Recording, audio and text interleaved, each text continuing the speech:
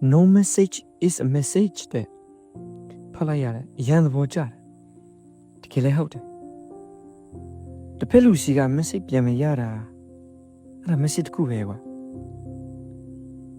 သူ့ဘက်ကဘာမှပြန်အကြောင်းကြားတာဘာအကြောင်းမှမပြန်တာလဲအဲ့ဒါအကြောင်းကြားခြင်းတစ်မျိုးပဲအဲ့ဒါတစ်ဖက်လူပေးသိစေခြင်းနဲ့ပေးကြားစေခြင်းနဲ့ပေးမြင်စေခြင်းနဲ့သူပေးခြင်းနဲ့ message ပဲအဲ့ဒါသူမပြန်ချင်ဘူးသူအကြောင်းမပြန်ချင်ဘူးဆိုတာကိုသူကအစံတိတ်ညီနဲ့ message ပေးလိုက်တာပဲ no message is a message ကြတော့ကို message ကိုကြည့်လျက်မြင်လျက်နဲ့သူစီက reply တွေပြန်မရတာစာတွေမပြန်တာဟာဝမ်းနည်းစရာတော့မဟုတ်ပါဘူး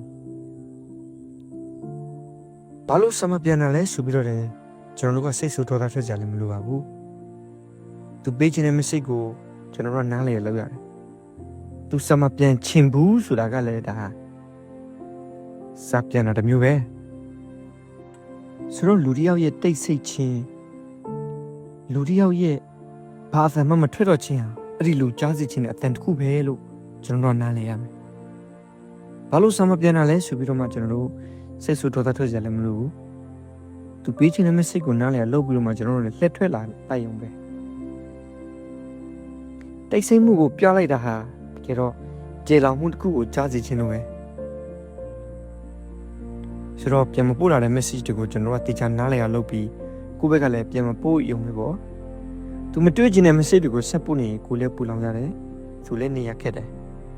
အဲ့ဒီသဘောတရားကိုနားလည်လာတဲ့အခါလှုပ်ချတက်လာလိမ့်မယ်ကျွန်တော်တို့လှုပ်ချတက်လာတဲ့အခါဆိုလို့ရှိရင်အေးချမ်းနဲ့ရတော့ရပါလိမ့်မယ်ဆိုတော့ no message is a message ပါ